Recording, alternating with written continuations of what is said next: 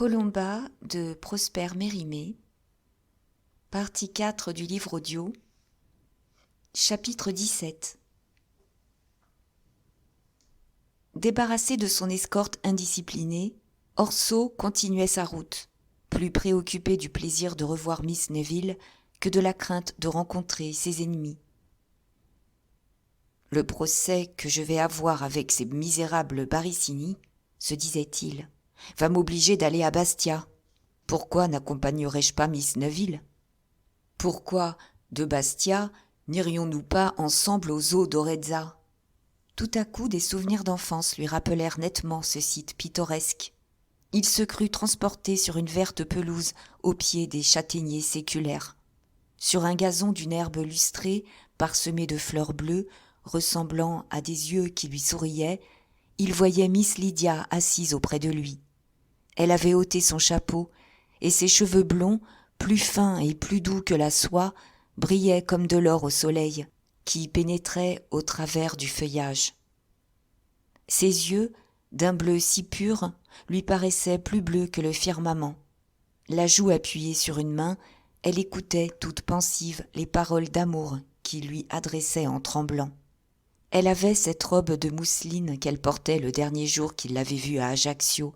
Sous les plis de cette robe s'échappait un petit pied dans un soulier de satin noir.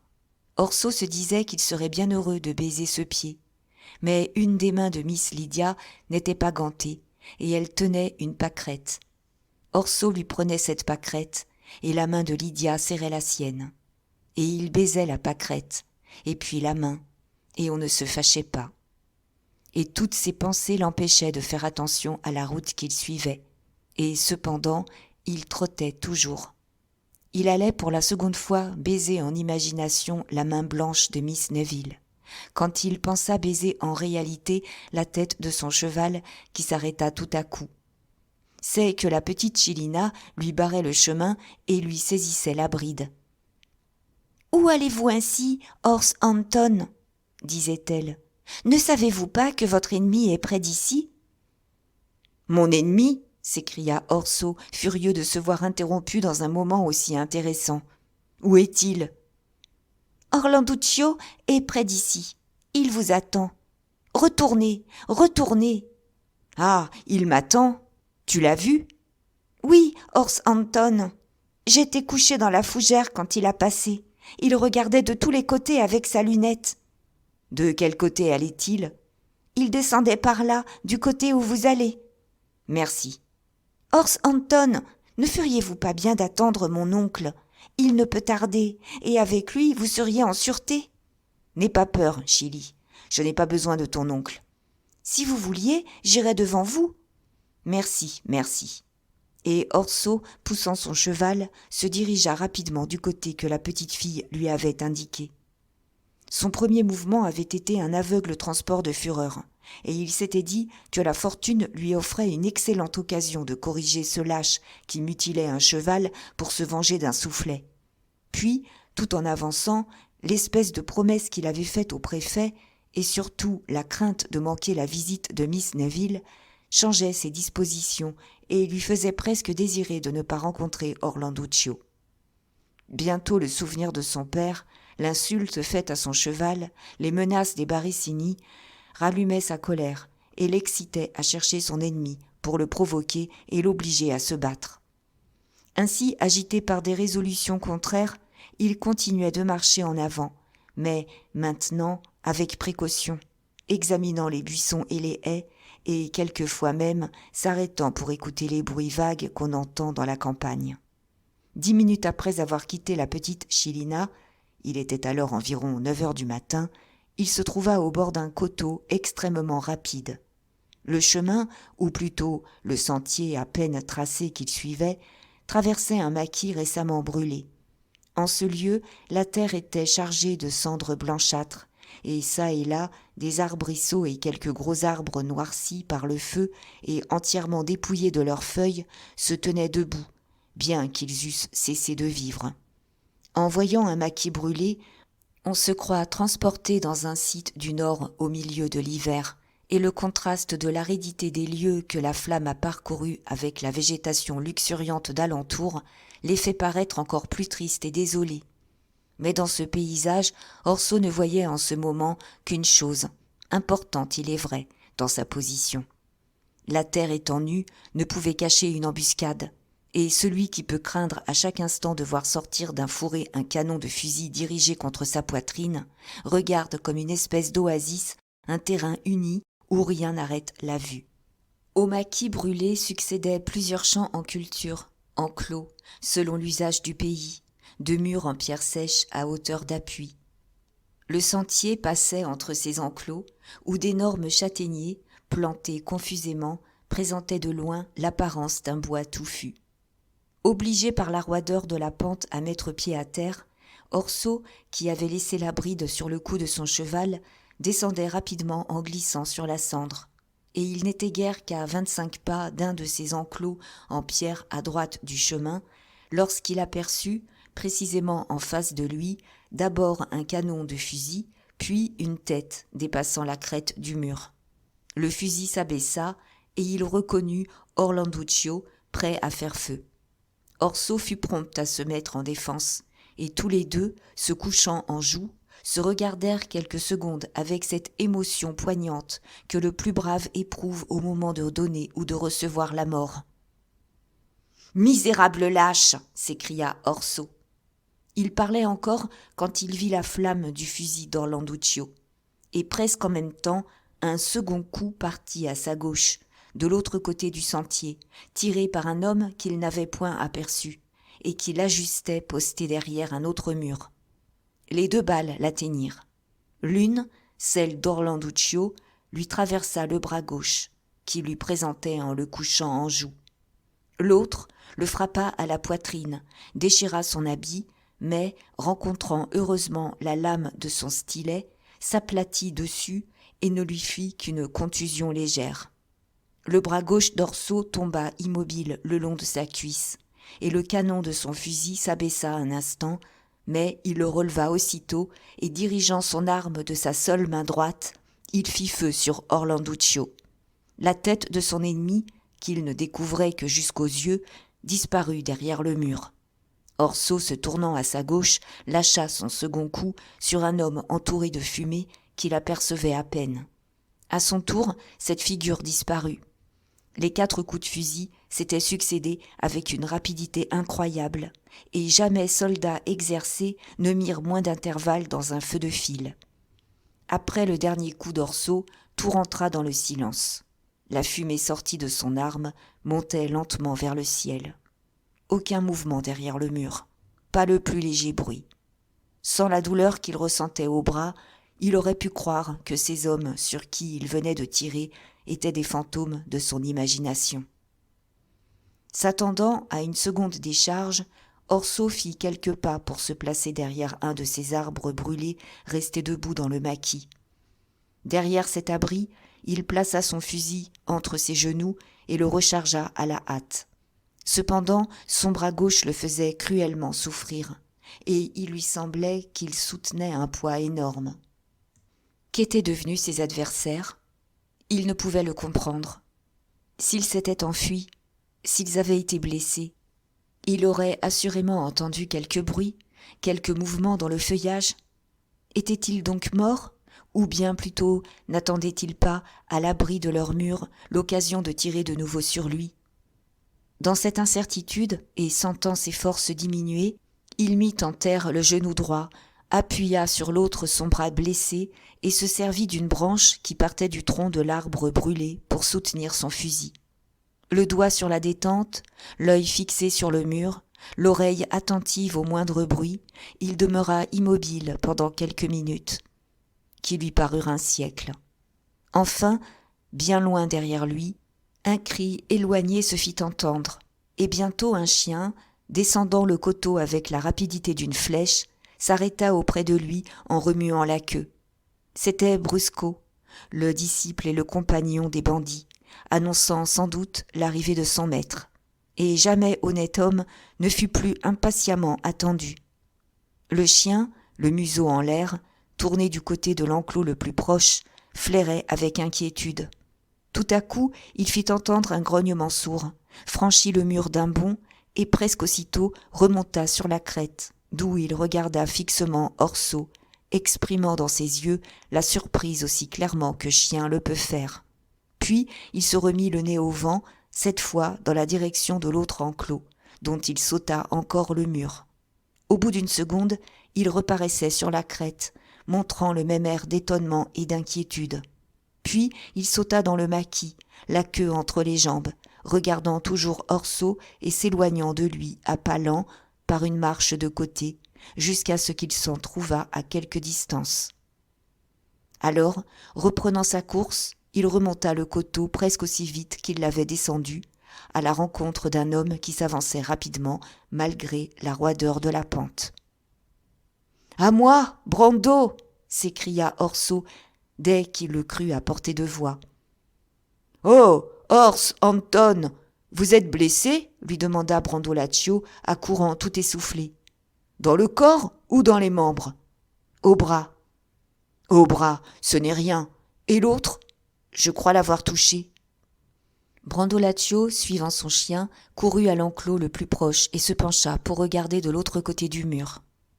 Là, ôtant son bonnet, « Salut au seigneur Orlanduccio !» dit-il. Puis, se tournant du côté d'Orso, il le salua à son tour d'un air grave. « Voilà, dit-il, ce que j'appelle un homme proprement accommodé. »« Vit-il encore ?» demanda Orso, respirant avec peine. « Oh, il s'en garderait, il a trop de chagrin de la balle que vous lui avez mise dans l'œil. Sang de la Madone, quel trou! Bon fusil, ma foi, quel calibre, ça vous écrabouille une cervelle. Dites donc, Ors Anton, quand j'ai entendu d'abord pif, pif, je me suis dit, sacrebleu, ils escoffient mon lieutenant. Puis j'entends boum, boum. Ah, je dis, voilà le fusil anglais qui parle. Il riposte. Mais, Brusco, qu'est-ce que tu me veux donc ? Le chien le mena à l'autre enclos. Excusez, s'écria Brandolaccio, stupéfait. Coup double, rien que cela. Peste, on voit bien que la poudre est chère, car vous l'économisez. Qu'y a-t-il, au nom de Dieu ? Demanda Orso. Allons, ne faites donc pas le farceur, mon lieutenant. Vous jetez le gibier par terre et vous voulez qu'on vous le ramasse. En voilà un qui va en avoir un drôle de dessert aujourd'hui. C'est l'avocat Barissini.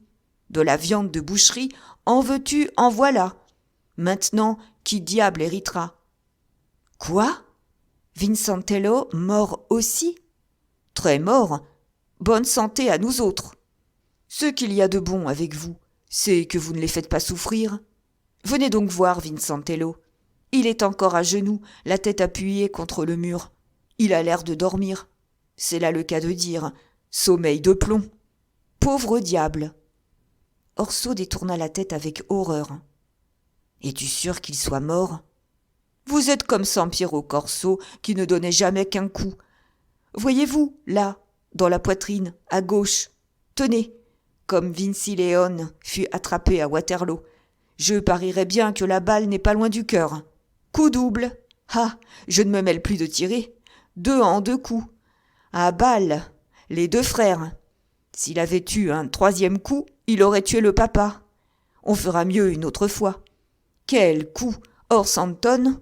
Et dire que cela n'arrivera jamais à un brave garçon comme moi de faire coup double sur des gendarmes.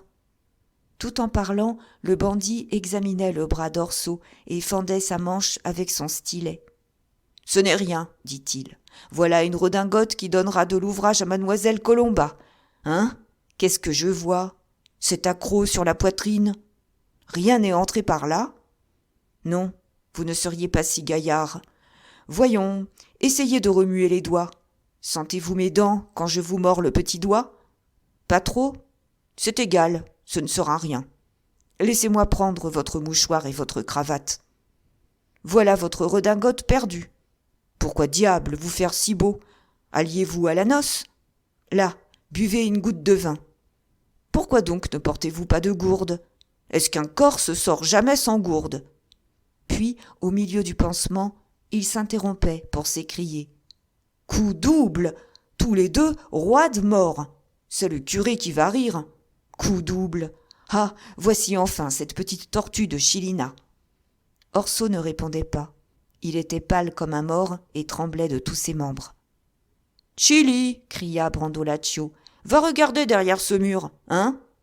L'enfant, s'aidant des pieds et des mains, grimpa sur le mur. Et aussitôt qu'elle eut aperçu le cadavre d'Orlanduccio, elle fit le signe de la croix. « Ce n'est rien, » continua le bandit. « Va voir plus loin, là-bas. » L'enfant fit un nouveau signe de croix. « Est-ce vous, mon oncle ?» demanda-t-elle timidement. « Moi ? Est-ce que je ne suis pas devenu un vieux bonarien ? Chili, c'est de l'ouvrage de monsieur.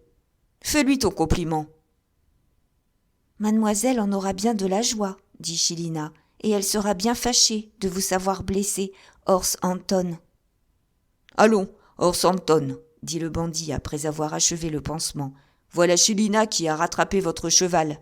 Montez et venez avec moi au maquis de la Stazona. Bien avisé qui vous y trouverait. Nous vous y traiterons de notre mieux. Quand nous serons à la croix de Sainte-Christine, il faudra mettre pied à terre. Vous donnerez votre cheval à Chélina, qui s'en ira prévenir mademoiselle, et, chemin faisant, vous la chargerez de vos commissions. Vous pouvez tout dire à la petite, Ors Anton.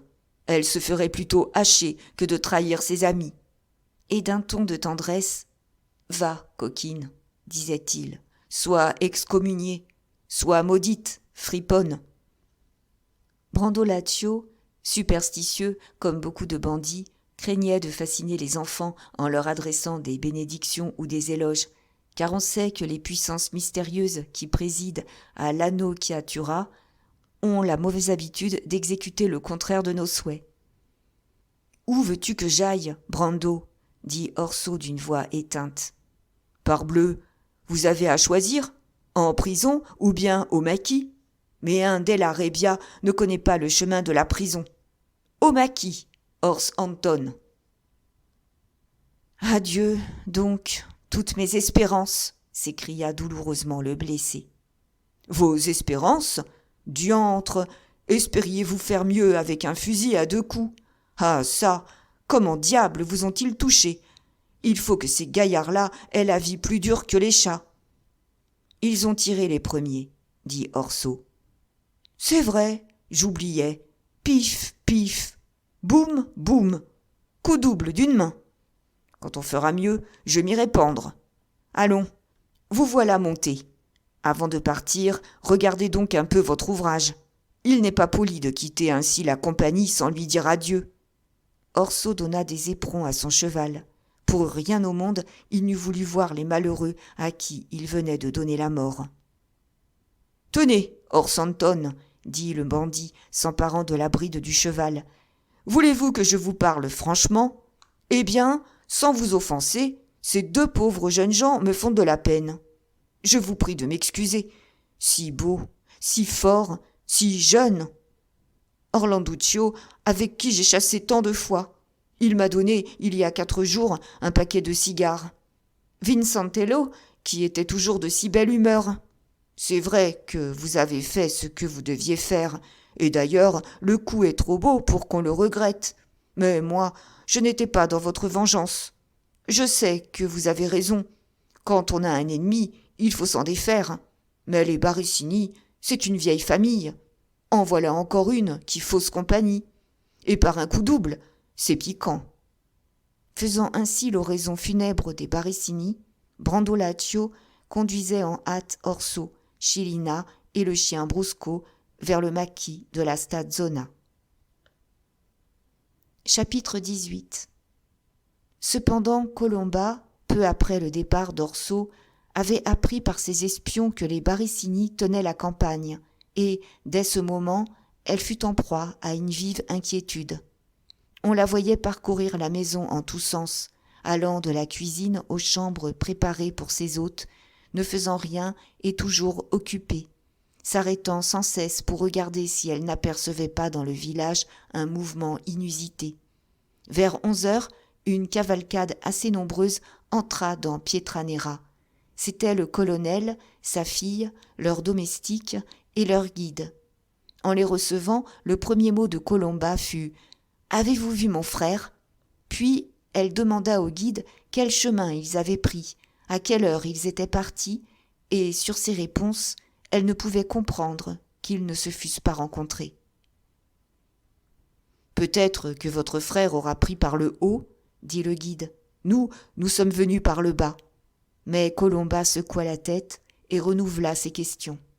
Malgré sa fermeté naturelle, augmentée encore par l'orgueil de cacher toute faiblesse à des étrangers, il lui était impossible de dissimuler ses inquiétudes, et bientôt elle les fit partager au colonel, et surtout à Miss Lydia, lorsqu'elle les eut mis au fait de la tentative de réconciliation qui avait eu une si malheureuse issue. Miss Neville s'agitait, voulait qu'on envoyât des messagers dans toutes les directions, et son père offrait de remonter à cheval et d'aller avec le guide à la recherche d'Orso. Les craintes de ses hôtes rappelèrent à Colomba ses devoirs de maîtresse de maison. Elle s'efforça de sourire, pressa le colonel de se mettre à table et trouva pour expliquer le retard de son frère 20 motifs plausibles qu'au bout d'un instant elle détruisait elle-même. Croyant qu'il était de son devoir d'homme de chercher à rassurer des femmes, le colonel proposa son explication aussi. « Je gage, dit-il, que de la rébia aura rencontré du gibier. Il n'a pu résister à la tentation, et nous allons le voir revenir, la carnassière toute pleine. Parbleu, ajouta-t-il, nous avons entendu sur la route 4 coups de fusil. Il y en avait 2 plus forts que les autres, et j'ai dit à ma fille, je parie que c'est Della Rébia qui chasse. Ce ne peut être que mon fusil qui a fait tant de bruit. » Colomba pâlit. Et Lydia, qui l'observait avec attention, devina sans peine quel soupçon la conjecture du colonel venait de lui suggérer. Après un silence de quelques minutes, Colomba demanda vivement si les 2 fortes détonations avaient précédé ou suivi les autres.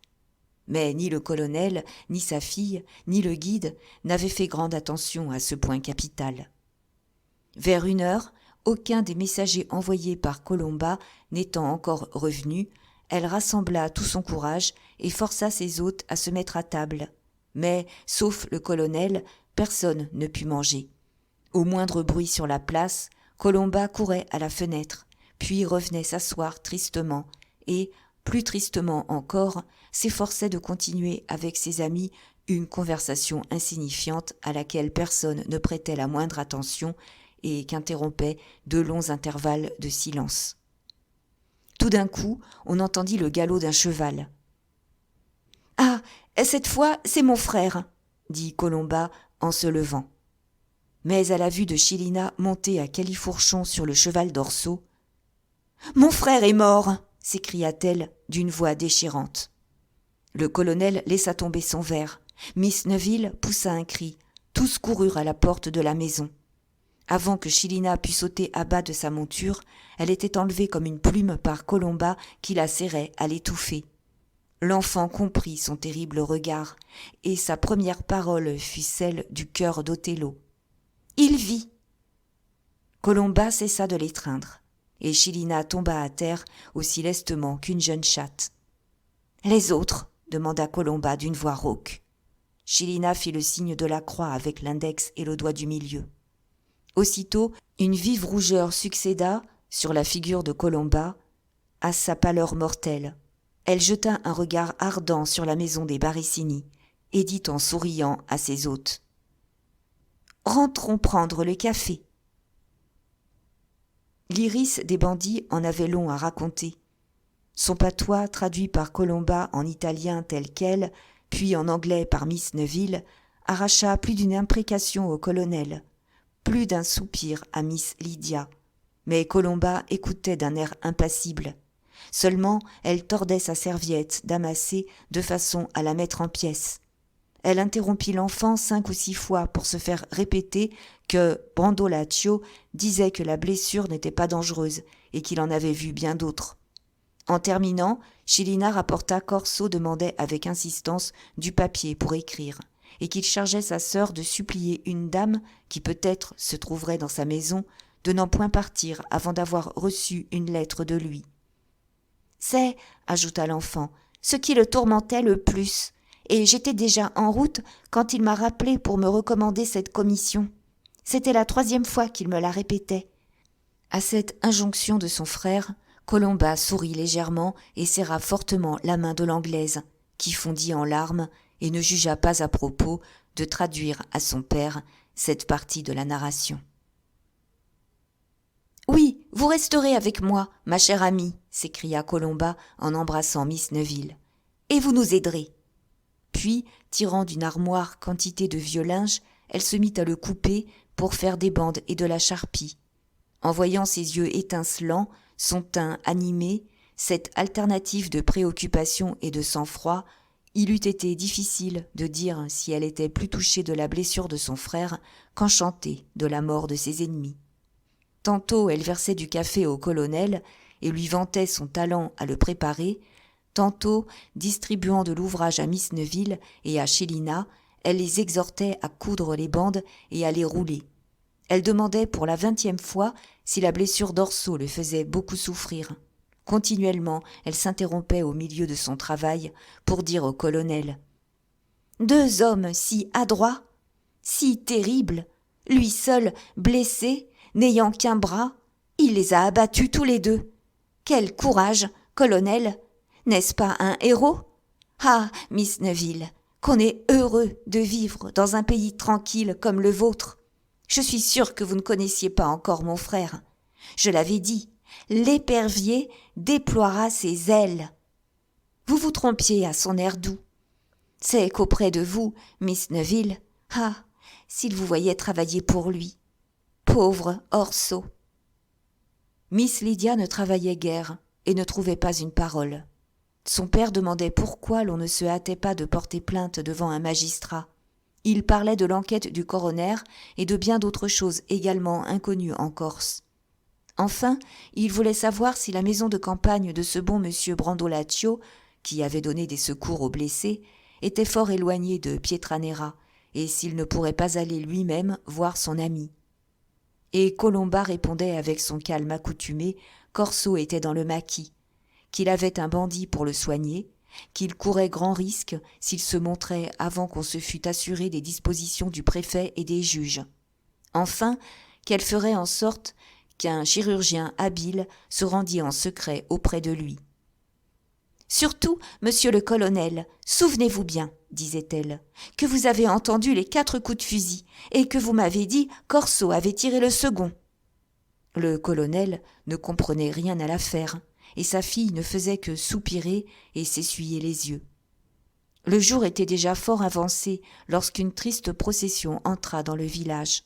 On rapportait à l'avocat Barissini les cadavres de ses enfants, chacun couché en travers d'une mule que conduisait un paysan. Une foule de clients et d'oisifs suivait le lugubre cortège. Avec eux, on voyait les gendarmes qui arrivent toujours trop tard et l'adjoint qui levait les bras au ciel, répétant sans cesse « Que dira monsieur le préfet ?» Quelques femmes, entre autres une nourrice d'Orlanduccio, s'arrachaient les cheveux et poussaient des hurlements sauvages. Mais leur douleur bruyante produisait moins d'impression que le désespoir muet d'un personnage qui attirait tous les regards. C'était le malheureux père qui, allant d'un cadavre à l'autre, soulevait leurs têtes souillées de terre, baisait leurs lèvres violettes, soutenait leurs membres déjà roidis, comme pour leur éviter les cahots de la route. Parfois, on le voyait ouvrir la bouche pour parler, mais il n'en sortait pas un cri, pas une parole. Toujours les yeux fixés sur les cadavres, il se heurtait contre les pierres, contre les arbres, contre tous les obstacles qu'il rencontrait. Les lamentations des femmes, les imprécations des hommes redoublèrent lorsqu'on se trouva en vue de la maison d'Orso. Quelques bergers rébianistes, ayant osé faire entendre une acclamation de triomphe, l'indignation de leurs adversaires ne put se contenir. « Vengeance! Vengeance !» crièrent quelques voix. On lança des pierres, et 2 coups de fusil dirigés contre les fenêtres de la salle où se trouvaient Colomba et ses hôtes percèrent les contrevents et firent voler des éclats de bois jusque sur la table près de laquelle les 2 femmes étaient assises. Miss Lydia poussa des cris affreux. Le colonel saisit un fusil, et Colomba, avant qu'il pût la retenir, s'élança vers la porte de la maison et l'ouvrit avec impétuosité. Là, debout sur le seuil élevé, les 2 mains étendues pour maudire ses ennemis, « Lâche !» s'écria-t-elle. « Vous tirez sur des femmes, sur des étrangers. Êtes-vous Corses? Êtes-vous hommes? Misérables, qui ne savez qu'assassiner par derrière. Avancez! Je vous défie. Je suis seule, mon frère est loin. Tuez-moi, tuez mes hôtes, cela est digne de vous. Vous n'osez, lâche que vous êtes. Vous savez que nous nous vengeons. Allez, allez pleurer comme des femmes, et remerciez-nous de ne pas vous demander plus de sang. » Il y avait dans la voix et dans l'attitude de Colomba quelque chose d'imposant et de terrible. À sa vue, la foule recula, épouvantée, comme à l'apparition de ces malfaisantes dont on raconte en Corse plus d'une histoire effrayante dans les veillées d'hiver. L'adjoint, les gendarmes et un certain nombre de femmes profitèrent de ce mouvement pour se jeter entre les 2 parties. Car les bergers rébianistes préparaient déjà leurs armes, et l'on put craindre un moment qu'une lutte générale ne s'engageât sur la place. Mais les 2 factions étaient privées de leur chef, et les Corses, disciplinés dans leur fureur, en viennent rarement aux mains dans l'absence des principaux auteurs de leur guerre intestine. D'ailleurs, Colomba, rendue prudente par le succès, contint sa petite garnison. « Laissez pleurer ces pauvres gens, disait-elle. Laissez ce vieillard emporter sa chair. À quoi bon tuer ce vieux renard qui n'a plus de dents pour mordre? Giudice Barricini, souviens-toi du 2 août. Souviens-toi du portefeuille sanglant où tu as écrit de ta main de faussaire. Mon père y avait inscrit ta dette. Tes fils l'ont payée. Je te donne quittance, vieux Barricini. » Colomba, les bras croisés, le sourire du mépris sur les lèvres, vit porter les cadavres dans la maison de ses ennemis, puis la foule se dissiper lentement. Elle referma sa porte et, rentrant dans la salle à manger, dit au colonel: « Je vous demande bien pardon pour mes compatriotes, monsieur. Je n'aurais jamais cru que des Corses tirassent sur une maison où il y a des étrangers, et je suis honteuse pour mon pays. » Le soir, Miss Lydia s'étant retirée dans sa chambre, le colonel l'y suivit et lui demanda s'il ne ferait pas bien de quitter dès le lendemain un village où l'on était exposé à chaque instant à recevoir une balle dans la tête, et le plus tôt possible un pays où l'on ne voyait que meurtre et trahison. Miss Neville fut quelque temps sans répondre, et il était évident que la proposition de son père ne lui causait pas un médiocre embarras.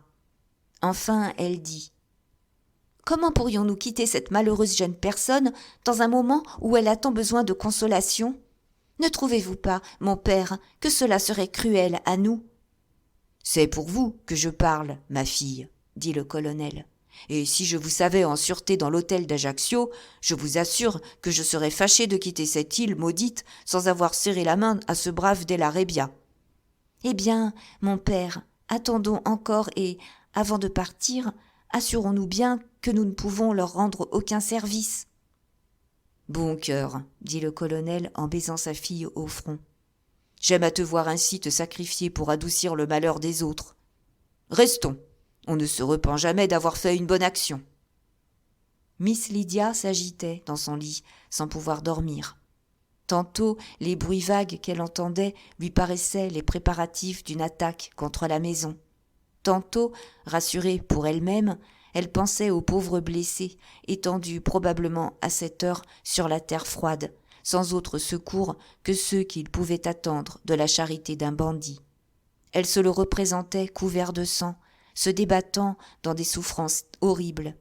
Et ce qu'il y a de singulier, c'est que, toutes les fois que l'image d'Orso se présentait à son esprit, il lui apparaissait toujours tel qu'elle l'avait vu au moment de son départ, pressant sur ses lèvres le talisman qu'elle lui avait donné. Puis elle songeait à sa bravoure. Elle se disait que le danger terrible auquel il venait d'échapper, c'était à cause d'elle, pour la voir un peu plus tôt, qu'il s'y était exposé. Peu s'en fallait qu'elle ne se persuadât que c'était pour la défendre qu'Orso s'était fait casser le bras. Elle se reprochait sa blessure, mais elle en admirait davantage.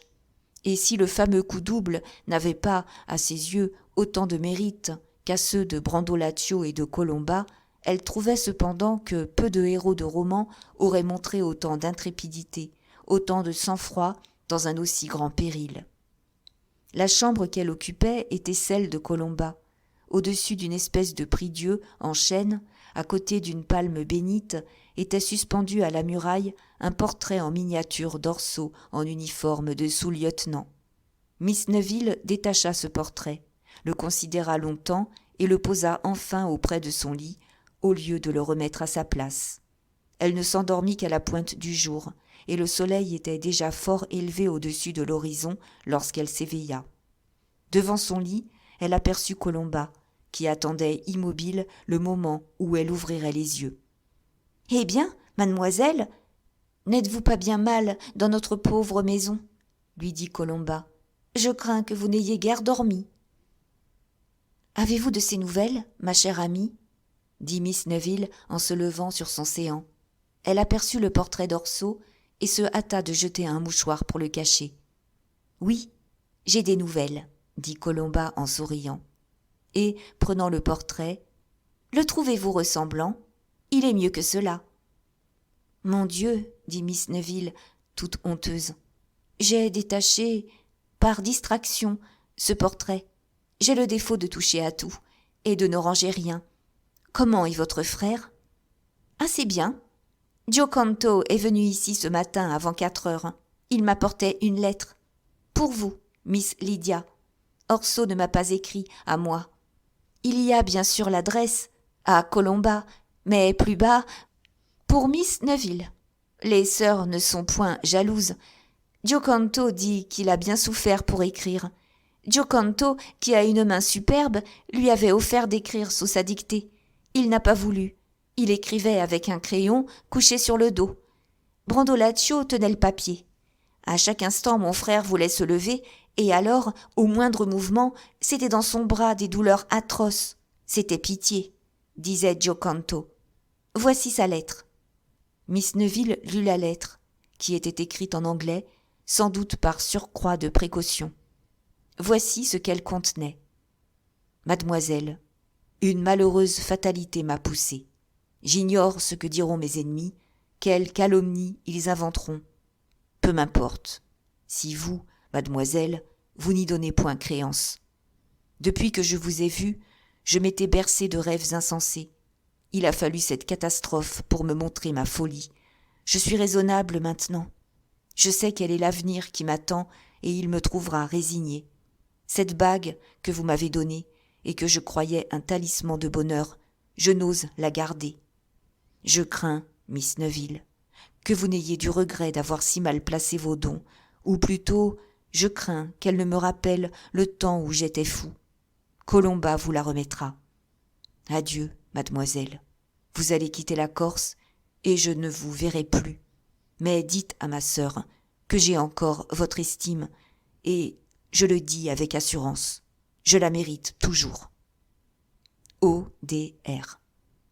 Miss Lydia s'était détournée pour lire cette lettre, et Colomba, qui l'observait attentivement, lui remit la bague égyptienne en lui demandant du regard ce que cela signifiait. Mais Miss Lydia n'osait lever la tête, et elle considérait tristement la bague, qu'elle mettait à son doigt et qu'elle retirait alternativement.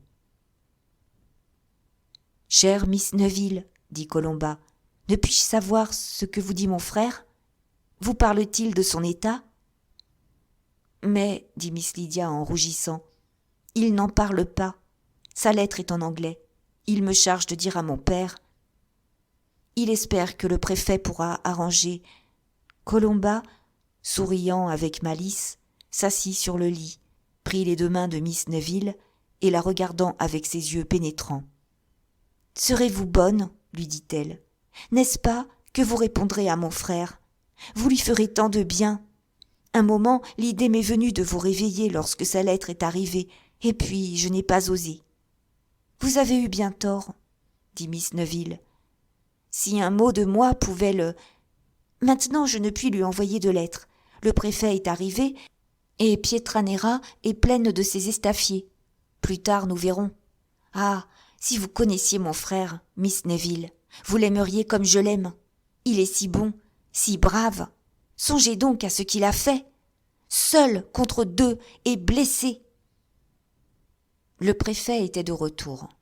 Instruit par un express de l'adjoint, il était venu accompagné de gendarmes et de voltigeurs, amenant de plus procureur du roi, greffier et le reste pour instruire sur la nouvelle et terrible catastrophe qui compliquait, ou, si l'on veut, qui terminait les inimitiés des familles de Pietranera. Peu après son arrivée, il vit le colonel Neuville et sa fille, et ne leur cacha pas qu'il craignait que l'affaire ne prît une mauvaise tournure. « Vous savez, dit-il, que le combat n'a pas eu de témoins, et la réputation d'adresse et de courage de ces 2 malheureux jeunes gens était si bien établie que tout le monde se refuse à croire que M. Della Rebbia ait pu les tuer sans l'assistance des bandits auprès desquels on le dit réfugié. »« C'est impossible, s'écria le colonel. Orso Della Rebbia est un garçon plein d'honneur. Je réponds de lui. »« Je le crois, dit le préfet, mais le procureur du roi, ces messieurs soupçonnent toujours, ne me paraît pas très favorablement disposé. Il a entre les mains une pièce fâcheuse pour votre ami. C'est une lettre menaçante adressée à Orlanduccio dans laquelle il lui donne un rendez-vous, et ce rendez-vous lui paraît une embuscade. « Cet Orlanduccio, dit le colonel, a refusé de se battre comme un galant homme. Ce n'est pas l'usage ici. On s'embusque, on se tue par derrière. C'est la façon du pays. Il y a bien une déposition favorable. C'est celle d'une enfant qui affirme avoir entendu 4 détonations, dont les 2 dernières, plus fortes que les autres, provenaient d'une arme de gros calibre comme le fusil de M. Della Rebbia. Malheureusement, cette enfant est la nièce de l'un des bandits que l'on soupçonne de complicité, et elle a sa leçon faite. »« Monsieur, interrompit Miss Lydia, rougissant jusqu'au blanc des yeux, nous étions sur la route quand les coups de fusil ont été tirés, et nous avons entendu la même chose. »« En vérité, voilà qui est important. Et vous, colonel, vous avez sans doute fait la même remarque. »« Oui, reprit vivement Miss Neuville. C'est mon père, qui a l'habitude des armes, qui a dit « Voilà M. Della Rebbia qui tire avec mon fusil. » »« Et ces coups de fusil que vous avez reconnus, c'étaient bien les derniers ? » ?»« Les 2 derniers, n'est-ce pas, mon père ?» Le colonel n'avait pas très bonne mémoire, mais en toute occasion, il n'avait garde de contredire sa fille.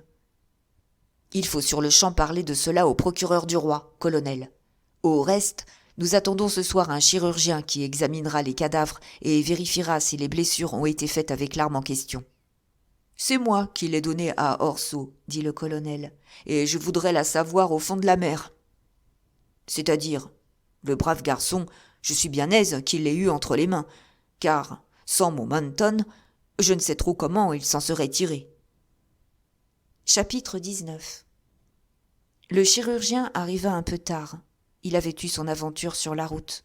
Rencontré par Giocanto Catrisconi, il avait été sommé avec la plus grande politesse de venir donner ses soins à un homme blessé. On l'avait conduit auprès d'Orso et il avait mis le premier appareil à sa blessure.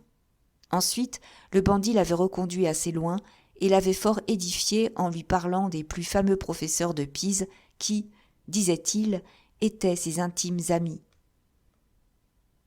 « Docteur, dit le théologien en le quittant, vous m'avez inspiré trop d'estime pour que je croie nécessaire de vous rappeler qu'un médecin doit être aussi discret qu'un confesseur. » Et il faisait jouer la batterie de son fusil. « Vous avez oublié le lieu où nous avons eu l'honneur de vous voir. Adieu, enchanté d'avoir fait votre connaissance. » Colomba supplia le colonel d'assister à l'autopsie des cadavres. « Vous connaissez mieux que personne le fusil de mon frère, dit-elle, et votre présence sera fort utile. D'ailleurs, il y a tant de méchantes gens ici que nous courrions de grands risques si nous n'avions personne pour défendre nos intérêts. » Restée seule avec Miss Lydia, elle se plaignit d'un grand mal de tête et lui proposa une promenade à quelques pas du village. « Le grand air me fera du bien, disait-elle. Il y a si longtemps que je ne l'ai respiré. » Tout en marchant, elle parlait de son frère, et Miss Lydia, que ce sujet intéressait assez vivement, ne s'apercevait pas qu'elle s'éloignait beaucoup de Pietranera. Le soleil se couchait quand elle en fit l'observation et engagea Colomba à rentrer. Colomba connaissait une traverse qui, disait-elle, abrégeait beaucoup le retour. Et quittant le sentier qu'elle suivait, elle en prit un autre, en apparence beaucoup moins fréquenté. Bientôt elle se mit à gravir un coteau tellement escarpé qu'elle était obligée continuellement, pour se soutenir, de s'accrocher d'une main à des branches d'arbres, pendant que de l'autre, elle tirait sa compagne après elle. Au bout d'un grand quart d'heure de cette pénible ascension, elles se trouvèrent sur un petit plateau couvert de myrtes et d'arbousiers, au milieu de grandes masses de granit qui perçaient le sol de tous côtés. Miss Lydia était très fatiguée, le village ne paraissait pas et il faisait presque nuit. « Savez-vous, ma chère Colomba, dit-elle, que je crains que nous ne soyons égarés ?»« N'ayez pas peur, répondit Colomba. Marchons toujours. Suivez-moi. »« Mais je vous assure que vous vous trompez. Le village ne peut pas être de ce côté-là. Je parierais que nous lui tournons le dos. Tenez, ces lumières que nous voyons si loin, certainement, c'est là qu'est Pietranera. »« Ma chère amie, dit Colomba d'un air agité, vous avez raison. Mais à 200 pas d'ici, dans ce maquis, eh bien, mon frère y est. Je pourrais le voir et l'embrasser si vous vouliez. » Miss Neville fit un mouvement de surprise. « Je suis sortie de Pietranera, poursuivit Colomba, sans être remarquée parce que j'étais avec vous. Autrement, on m'aurait suivi. Être si près de lui et ne pas le voir. Pourquoi ne viendriez-vous pas avec moi voir mon pauvre frère? Vous lui feriez tant de plaisir. Mais, Colomba, ce ne serait pas convenable de ma part. Je comprends. Vous autres femmes des villes, vous vous inquiétez toujours de ce qui est convenable. Nous autres femmes de village, nous ne pensons qu'à ce qui est bien. Mais il est tard, et votre frère, que pensera-t-il de moi? Il pensera qu'il n'est point abandonné par ses amis, et cela lui donnera du courage pour souffrir. Et mon père, il sera inquiet. Il vous sait avec moi. Eh bien, décidez-vous. Vous regardiez son portrait ce matin, ajouta-t-elle avec un sourire de malice. Non, vraiment, Colomba, je n'ose. Ces bandits qui sont là, eh bien, ces bandits ne vous connaissent pas. Qu'importe. Vous désiriez en voir. Mon Dieu. Voyez, mademoiselle, prenez un parti. Vous laissez seule ici, je ne le puis pas. On ne sait pas ce qui pourrait arriver.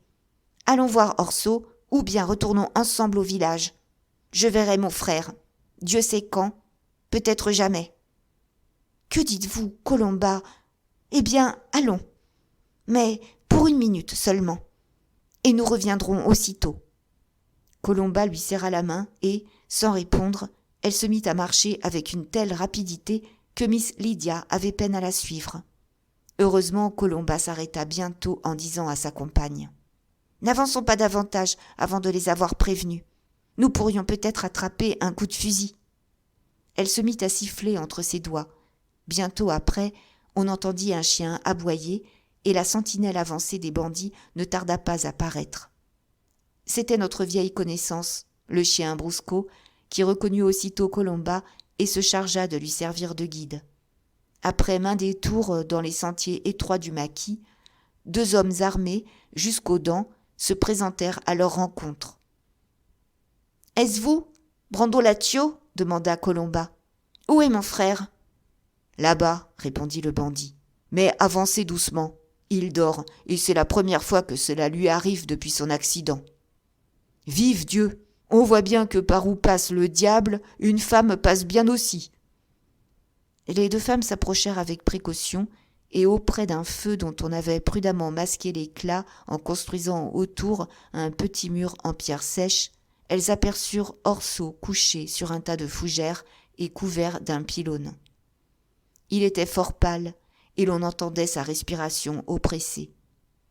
Colomba s'assit auprès de lui et le contemplait en silence, les mains jointes, comme si elle priait mentalement. Miss Lydia, se couvrant le visage de son mouchoir, se serra contre elle. Mais de temps en temps, elle levait la tête pour voir le blessé par-dessus l'épaule de Colomba. Un quart d'heure se passa sans que personne ouvrît la bouche. Sur un signe du théologien, Brandolaccio s'était enfoncé avec lui dans le maquis, au grand contentement de Miss Lydia qui, pour la première fois, trouvait que les grandes barbes et l'équipement des bandits avaient trop de couleur locale. Enfin, Orso fit un mouvement. Aussitôt Colomba se pencha sur lui et l'embrassa à plusieurs reprises, l'accablant de questions sur sa blessure, ses souffrances, ses besoins. Après avoir répondu qu'il était aussi bien que possible, Orso lui demanda à son tour si Miss Neville était encore à Pietranera et si elle lui avait écrit.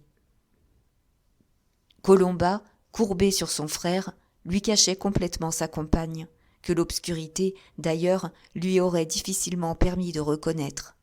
Elle tenait une main de Miss Neville, et, de l'autre, elle soulevait légèrement la tête du blessé. « Non, mon frère, elle ne m'a pas donné de lettre pour vous. Mais vous pensez toujours à Miss Neville? Vous l'aimez donc bien ?»« Si je l'aime, Colomba. Mais elle me méprise peut-être à présent. » En ce moment, Miss Neville fit un effort pour retirer sa main, mais il n'était pas facile de faire lâcher prise à Colomba, et, quoique petite et bien formée, sa main possédait une force dont on a vu quelques preuves. « Vous méprisez ?» s'écria Colomba. « Après ce que vous avez fait ? Au contraire, elle dit du bien de vous. Ah, Orso, j'aurais bien des choses d'elle à vous conter. » La main voulait toujours s'échapper, mais Colomba l'attirait toujours plus près d'Orso. « Mais enfin, dit le blessé, pourquoi ne pas me répondre ? Une seule ligne, et j'aurais été content. » À force de tirer la main de Miss Neville, Colomba finit par la mettre dans celle de son frère. Alors, s'écartant tout à coup en éclatant de rire, « Orso !» s'écria-t-elle, « prenez garde de dire du mal de Miss Lydia, car elle entend très bien le corse. » Miss Lydia retira aussitôt sa main et balbutia quelques mots inintelligibles. Orso croyait rêver. « Vous ici, Miss Neville ? Mon Dieu, comment avez-vous osé ? Ah, que vous me rendez heureux !» Et, se soulevant avec peine, il essaya de se rapprocher d'elle. « J'ai accompagné votre sœur, dit Miss Lydia, pour qu'on ne pût soupçonner où elle allait. Et puis, je voulais aussi m'assurer... Hélas, que vous êtes mal ici !» Colomba s'était assise derrière Orso. Elle le souleva avec précaution et de manière à lui soutenir la tête sur ses genoux. Elle lui passa les bras autour du cou et fit signe à Miss Lydia de s'approcher.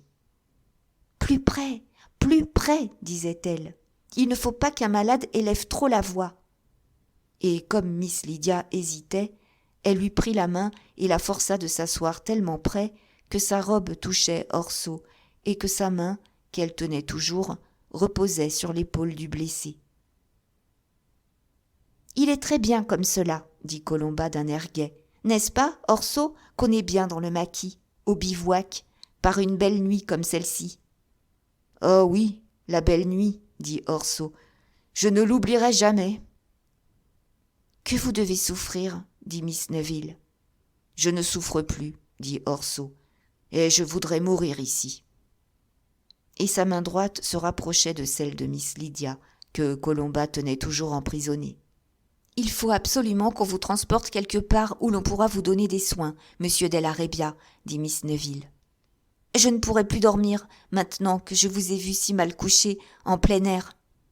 Si je n'eusse craint de vous rencontrer, Miss Neville, j'aurais essayé de retourner à Pietranera, et je me serais constitué prisonnier. »« Et pourquoi craignez-vous de la rencontrer, Orso ?» demanda Colomba. « Je vous avais désobéi, Miss Neville, et je n'aurais pas osé vous voir en ce moment. »« Savez-vous, Miss Lydia, que vous faites faire à mon frère tout ce que vous voulez ?» dit Colomba en riant. « Je vous empêcherai de le voir. »« J'espère, dit Miss Neville, que cette malheureuse affaire va s'éclaircir et que bientôt vous n'aurez plus rien à craindre. Je serai bien contente si, lorsque nous partirons, je sais qu'on vous a rendu justice et qu'on a reconnu votre loyauté comme votre bravoure. »« Vous partez, Miss Neville ? Ne dites pas encore ce mot-là. »« Que voulez-vous ? Mon père ne peut pas chasser toujours. Il veut partir. » Orso laissa retomber sa main qui touchait celle de Miss Lydia, et il y eut un moment de silence. Bah, reprit Colomba, nous ne vous laisserons pas partir si vite.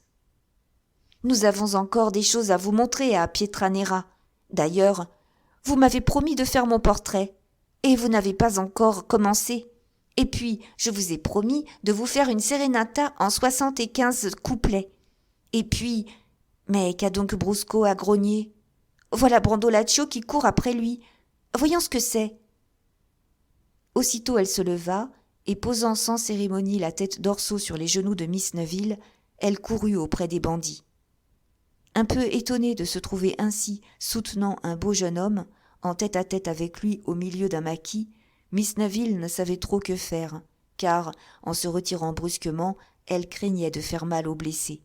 Mais Orso quitta lui-même le doux appui que sa sœur venait de lui donner, et, se soulevant sur son bras droit, « Ainsi vous partez bientôt, Miss Lydia. Je n'avais jamais pensé que vous dussiez prolonger votre séjour dans ce malheureux pays, et pourtant, depuis que vous êtes venue ici, je souffre 100 fois plus en songeant qu'il faut vous dire adieu. Je suis un pauvre lieutenant, sans avenir, proscrit maintenant. Quel moment, Miss Lydia, pour vous dire que je vous aime. Mais c'est sans doute la seule fois que je pourrai vous le dire.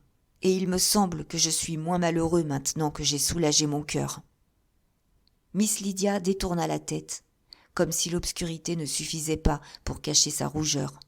« Monsieur Della Rebbia, dit-elle, d'une voix tremblante, serais-je venue en ce lieu si... » Et, tout en parlant, elle mettait dans la main d'Orso le talisman égyptien. Puis, faisant un effort violent pour reprendre le ton de plaisanterie qui lui était habituel, « C'est bien mal à vous, monsieur Orso, de parler ainsi. Au milieu du maquis, entouré de vos bandits, vous savez bien que je n'oserais jamais me fâcher contre vous. » Orso fit un mouvement pour baiser la main qui lui rendait le talisman. Et comme Miss Lydia la retirait un peu vite, il perdit l'équilibre et tomba sur son bras blessé. Il ne put retenir un gémissement douloureux. « Vous vous êtes fait mal, mon ami ?» s'écria-t-elle, en le soulevant. « Et c'est ma faute, pardonnez-moi. » Ils se parlèrent encore quelque temps à voix basse et fort rapprochés l'un de l'autre. Colomba, qui accourait précipitamment, les trouva précisément dans la position où elle les avait laissés.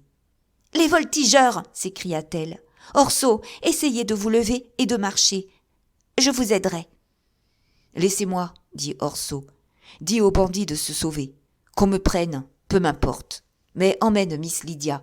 Au nom de Dieu, qu'on ne la voie pas ici. »« Je ne vous laisserai pas, » dit Brandolaccio, qui suivait Colomba. « Le sergent des voltigeurs est un filleul de l'avocat.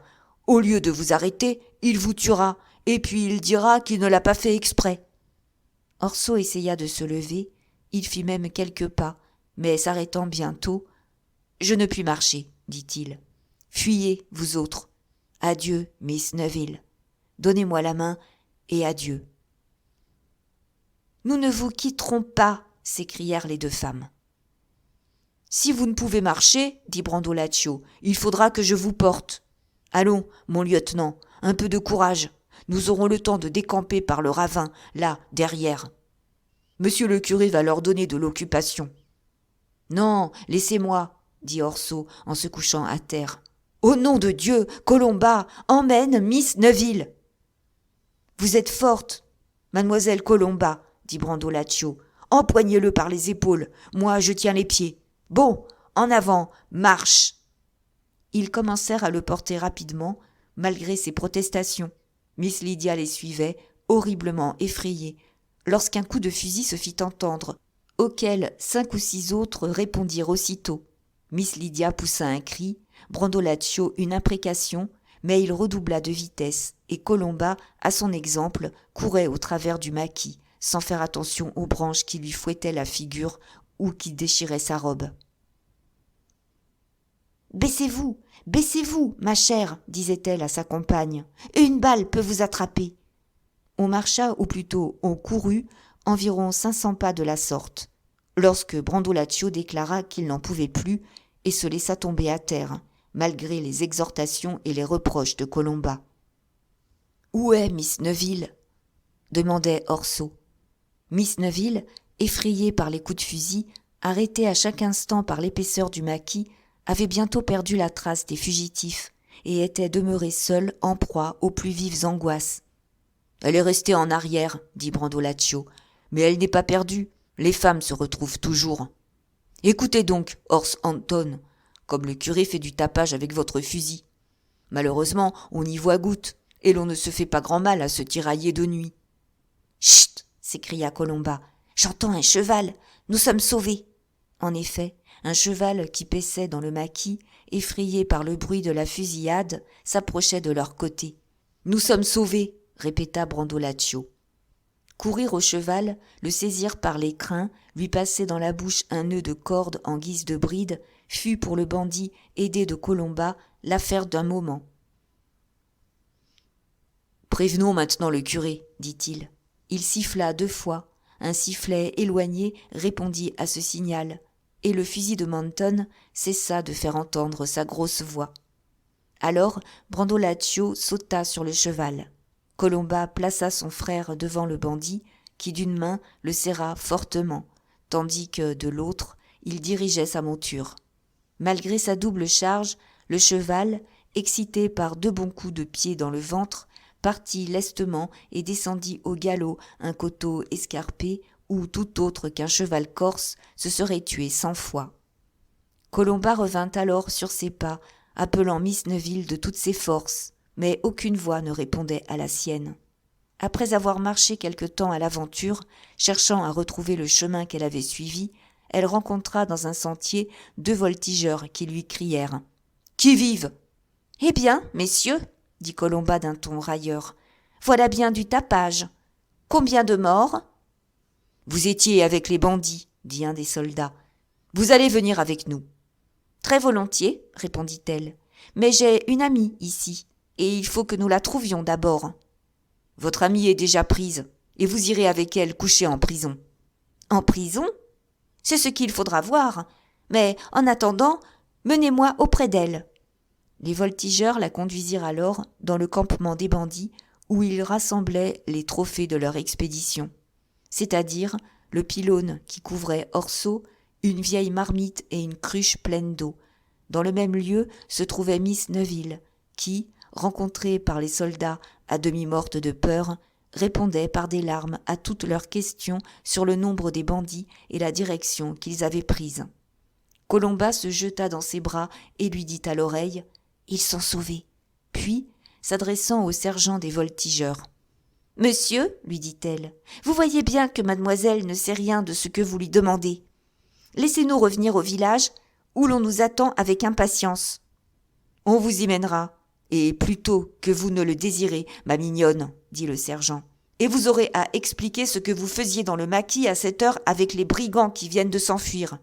Je ne sais quel sortilège emploient ces coquins, mais ils fascinent sûrement les filles, car partout où il y a des bandits, on est sûr d'en trouver de jolis. »« Vous êtes galant, monsieur le sergent, dit Colomba, mais vous ne ferez pas mal de faire attention à vos paroles. Cette demoiselle est une parente du préfet, et il ne faut pas badiner avec elle. »« Parente du préfet ?» murmura un voltigeur à son chef. « En effet, elle a un chapeau. »« Le chapeau n'y fait rien, dit le sergent. Elles étaient toutes les 2 avec le curé, qui est le plus grand enjôleur du pays, et mon devoir est de les emmener. Aussi bien n'avons-nous plus rien à faire ici. Sans ce maudit caporal Topin, l'ivrogne de Français s'est montré avant que je n'eusse cerné le maquis. Sans lui, nous les prenions comme dans un filet. »« Vous êtes 7 ? demanda Colomba. Savez-vous, messieurs, que si par hasard les 3 frères Gambini, Sarocchi et Théodore Poli se trouvaient à la croix de Sainte-Christine avec Brandolaccio et le curé, ils pourraient vous donner bien des affaires. Si vous devez avoir une conversation avec le commandant de la campagne, je ne me soucierai pas de m'y trouver. Les balles ne connaissent personne la nuit. » La possibilité d'une rencontre avec les redoutables bandits que Colomba venait de nommer parut faire impression sur les voltigeurs.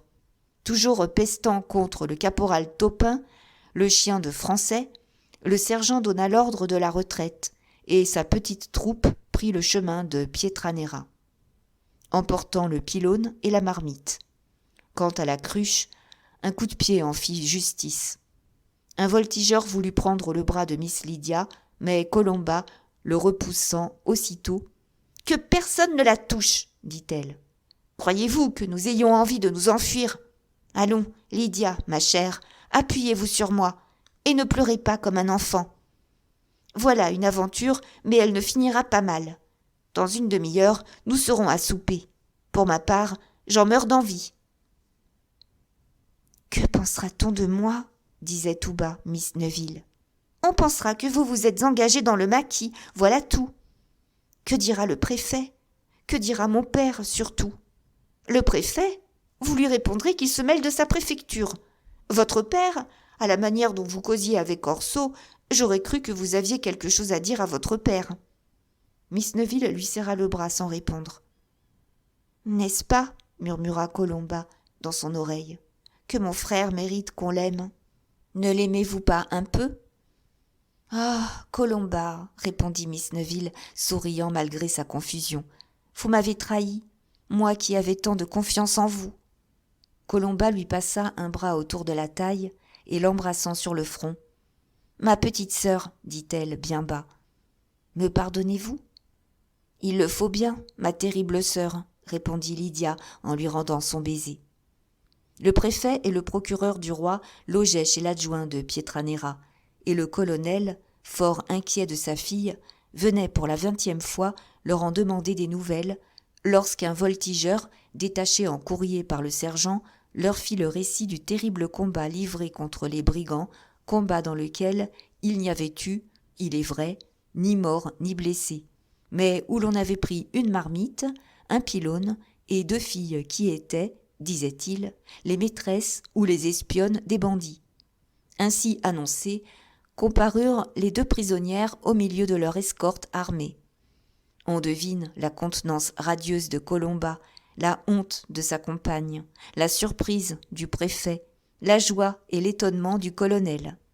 Le procureur du roi se donna le malin plaisir de faire subir à la pauvre Lydia une espèce d'interrogatoire qui ne se termina que lorsqu'il lui eut fait perdre toute contenance. « Il me semble, dit le préfet, que nous pouvons bien mettre tout le monde en liberté. Ces demoiselles ont été se promener, rien de plus naturel, par un beau temps. Elles ont rencontré par hasard un aimable jeune homme blessé, rien de plus naturel encore. » Puis, prenant à part Colomba, « Mademoiselle, dit-il, vous pouvez mander à votre frère que son affaire tourne mieux que je ne l'espérais. L'examen des cadavres, la déposition du colonel, démontrent qu'il n'a fait que riposter et qu'il était seul au moment du combat. Tout s'arrangera, mais il faut qu'il quitte le maquis au plus vite et qu'il se constitue prisonnier. » Il était près de 11 heures lorsque le colonel, sa fille et Colomba se mirent à table devant un souper refroidi. Colomba mangeait de bon appétit, se moquant du préfet, du procureur du roi et des voltigeurs. Le colonel mangeait mais ne disait mot, regardant toujours sa fille qui ne levait pas les yeux de dessus son assiette. Enfin, d'une voix douce, mais grave, « Lydia, lui dit-il en anglais, vous êtes donc engagée avec Della Rebbia ? » « Oui, mon père, depuis aujourd'hui, » répondit-elle en rougissant, mais d'une voix ferme. Puis elle leva les yeux, et n'apercevant sur la physionomie de son père aucun signe de courroux, elle se jeta dans ses bras et l'embrassa, comme les demoiselles bien élevées font en pareille occasion. « À la bonne heure, dit le colonel, c'est un brave garçon, mais, par Dieu, nous ne demeurerons pas dans son pays, où je refuse mon consentement. » « Je ne sais pas l'anglais, dit Colomba, qui les regardait avec une extrême curiosité, mais je parie que j'ai deviné ce que vous dites. »« Nous disons, répondit le colonel, que nous vous mènerons faire un voyage en Irlande. »« Oui, volontiers, et je serai la Surella Colomba. Est-ce fait, colonel ? Nous frappons-nous dans la main. »« On s'embrasse dans ce cas-là, dit le colonel. » Chapitre 20. Quelques mois après le coup double qui plongea la commune de Pietranera dans la consternation, comme dirent les journaux, un jeune homme, le bras gauche en écharpe, sortit à cheval de Bastia dans l'après-midi et se dirigea vers le village de Cardo, célèbre par sa fontaine, qui, en été, fournit aux gens délicats de la ville une eau délicieuse. Une jeune femme, d'une taille élevée et d'une beauté remarquable, l'accompagnait montée sur un petit cheval noir dont un connaisseur eût admiré la force et l'élégance, mais qui, malheureusement, avait une oreille déchiquetée par un accident bizarre. Dans le village, la jeune femme sauta lestement à terre et, après avoir aidé son compagnon à descendre de sa monture, détacha d'assez lourdes sacoches attachées à l'arçon de sa selle.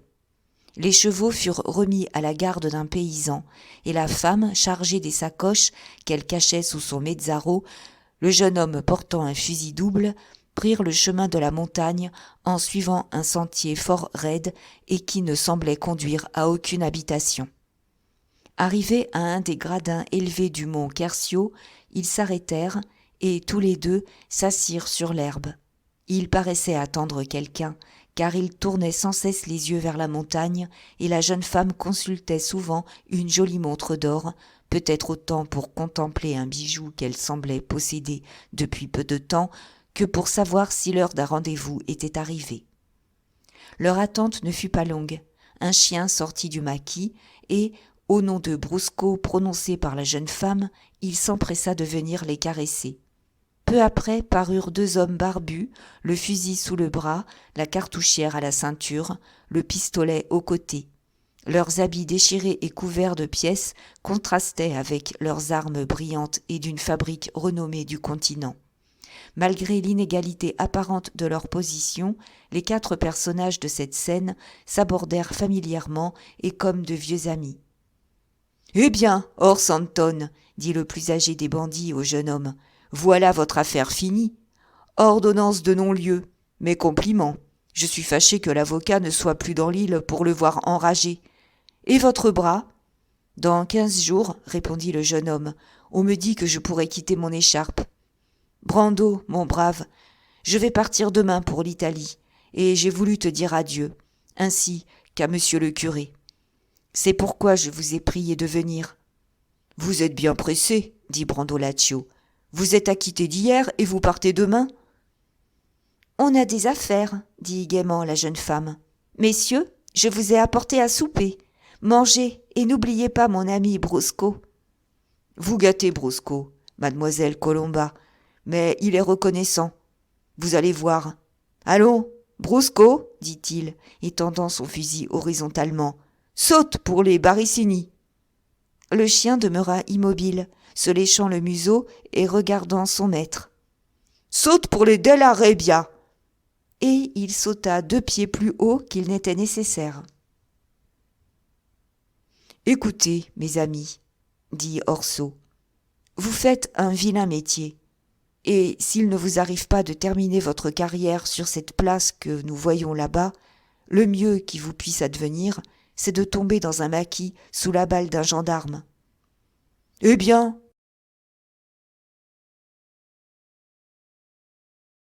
dit Castriconi, c'est une mort comme une autre, et qui vaut mieux que la fièvre qui vous tue dans un lit au milieu des larmoiements plus ou moins sincères de vos héritiers.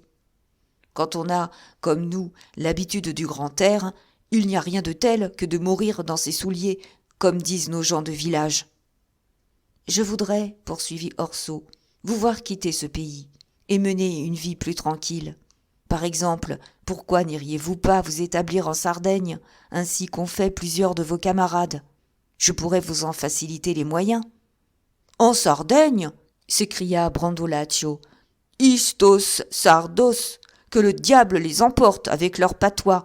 C'est trop mauvaise compagnie pour nous. Il n'y a pas de ressources en Sardaigne, ajouta le théologien. Pour moi, je méprise les Sardes. Pour donner la chasse aux bandits, ils ont une milice à cheval. Cela fait la critique à la fois des bandits et du pays. Fi de la Sardaigne.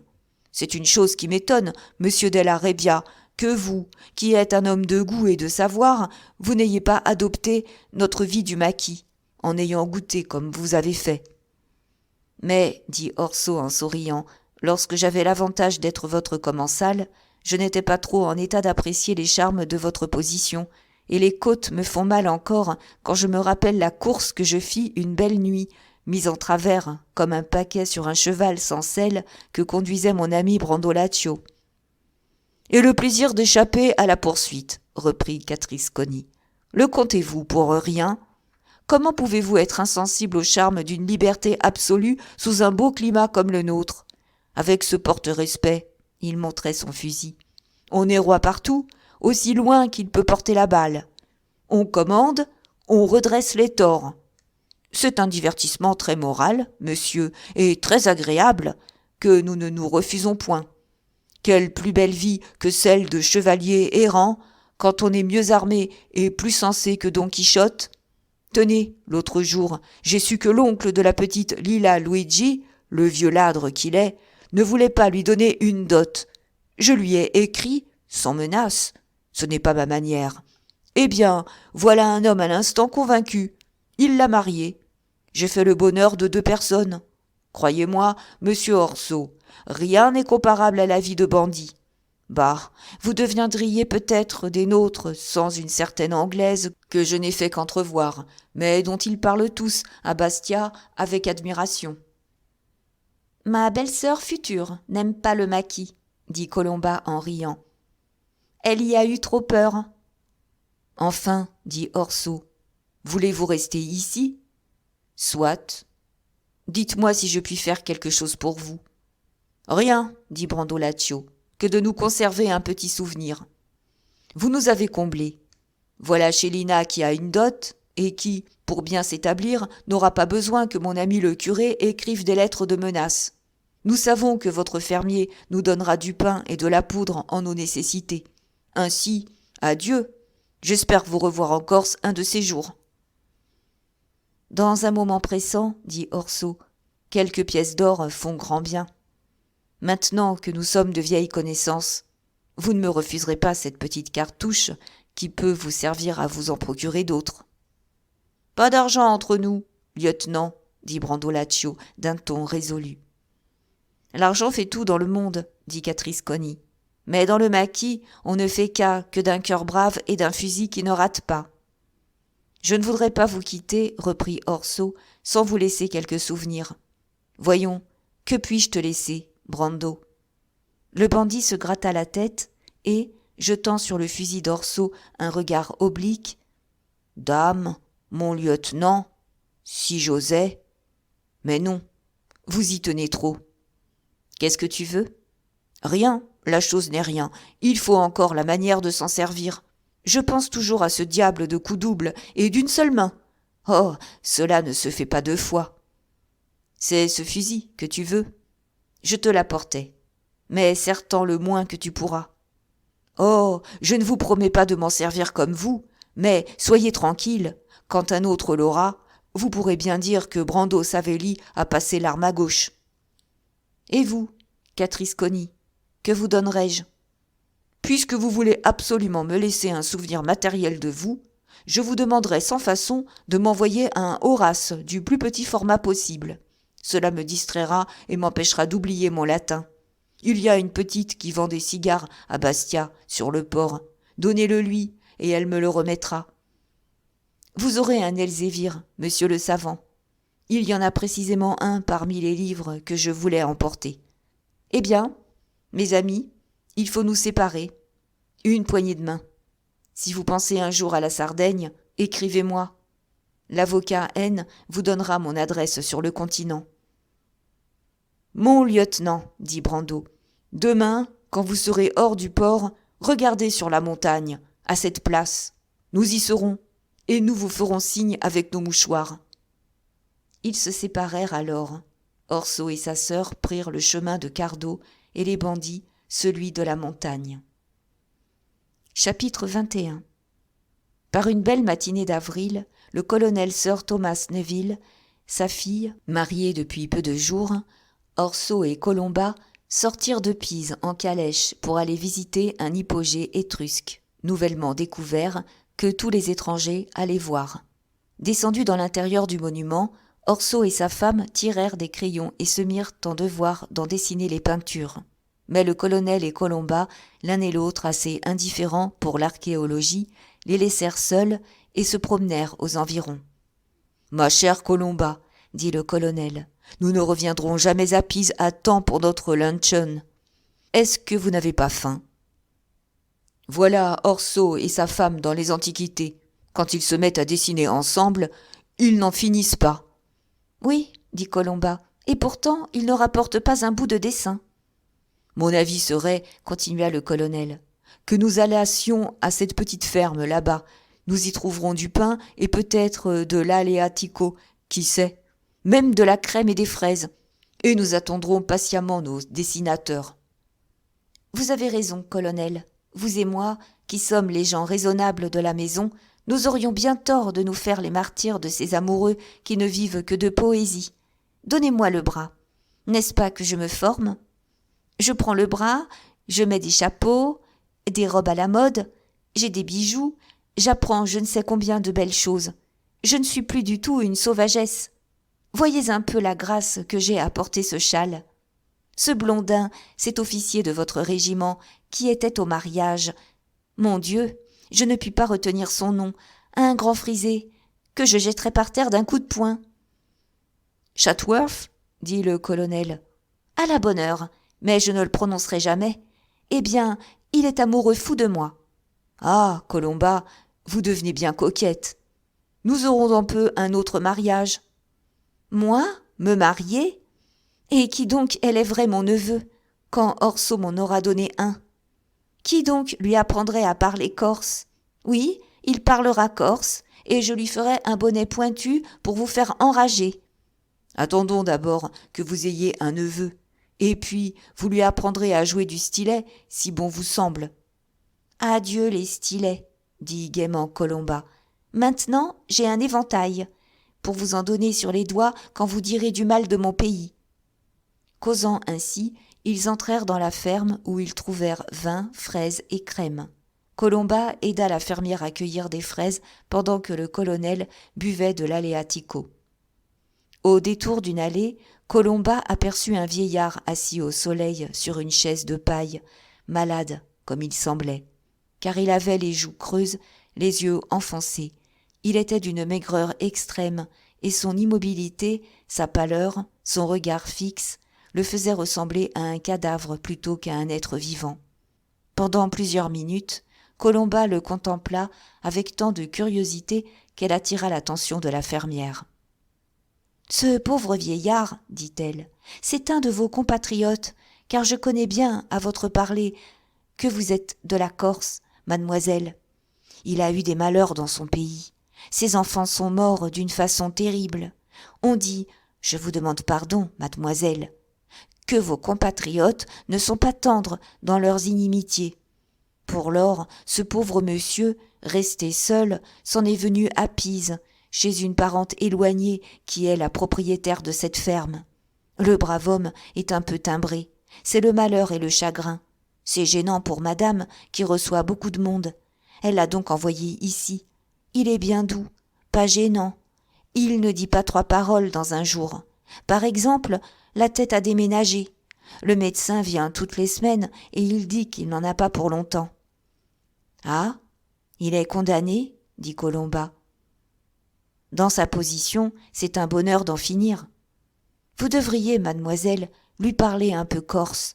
Cela le ragaillardirait peut-être d'entendre le langage de son pays. »« Il faut voir, » dit Colomba avec un sourire ironique. Et elle s'approcha du vieillard jusqu'à ce que son ombre vînt lui ôter le soleil. Alors, le pauvre idiot leva la tête et regarda fixement Colomba, qui le regardait de même, souriant toujours. Au bout d'un instant, le vieillard passa la main sur son front et ferma les yeux comme pour échapper au regard de Colomba. Puis il les rouvrit, mais démesurément. Ses lèvres tremblaient. Il voulait étendre les mains, mais, fasciné par Colomba, il demeurait cloué sur sa chaise, hors d'état de parler ou de se mouvoir. Enfin, de grosses larmes coulèrent de ses yeux, et quelques sanglots s'échappèrent de sa poitrine. « Voilà la première fois que je le vois ainsi, » dit la jardinière. « Mademoiselle est une demoiselle de votre pays. Elle est venue pour vous voir, » dit-elle au vieillard. « Grâce !» s'écria celui-ci d'une voix rauque. « Grâce, n'es-tu pas satisfaite? Cette feuille que j'avais brûlée, comment as-tu fait pour la lire? Mais pourquoi tous les deux? Orlanduccio, tu n'as rien pu lire contre lui. Il fallait m'en laisser un seul. Orlanduccio, tu n'as pas lu son nom. Il me les fallait tous les deux, lui dit Colomba à voix basse et dans le dialecte corse. Les rameaux sont coupés, et si la souche n'était pas pourrie, je l'eusse arrachée. Va, ne te plains pas, tu n'as pas longtemps à souffrir. Moi, j'ai souffert 2 ans. Le vieillard poussa un cri, et sa tête tomba sur sa poitrine. Colomba lui tourna le dos et revint à pas lents vers la maison en chantant quelques mots incompréhensibles d'une balata. Il me faut la main qui a tiré, l'œil qui a visé, le cœur qui a pensé. Pendant que la jardinière s'empressait à secourir le vieillard, Colomba, le teint animé, l'œil en feu, se mettait à table devant le colonel. « Qu'avez-vous donc » dit-il. « Je vous trouve l'air que vous aviez à Pietranera ce jour où, pendant notre dîner, on nous envoya des balles. Ce sont des souvenirs de la Corse qui me sont revenus en tête. Mais voilà qui est fini. Je serai ma reine, n'est-ce pas? Oh, quel beau nom je lui donnerai! Gilles Fuscio, Tommaso, Orso, Léon. » La jardinière rentrait en ce moment. « Eh bien, demanda Colomba du plus grand sang-froid, est-il mort ou évanoui seulement? Ce n'était rien, mademoiselle, mais c'est singulier comme votre vue lui a fait de l'effet. Et le médecin dit qu'il n'en a pas pour longtemps? Pas pour 2 mois, peut-être. Ce ne sera pas une grande perte, observa Colomba. De qui diable parlez-vous? Demanda le colonel. D'un idiot de mon pays, dit Colomba d'un air d'indifférence, qui est en pension ici. J'enverrai savoir de temps en temps de ses nouvelles. Mais, colonel Neuville, laissez donc des fraises pour mon frère et pour Lydia. Lorsque Colomba sortit de la ferme pour remonter dans la calèche, la fermière la suivit des yeux quelque temps. « Tu vois bien cette demoiselle si jolie, dit-elle à sa fille. Eh bien, je suis sûre qu'elle a le mauvais œil. 1840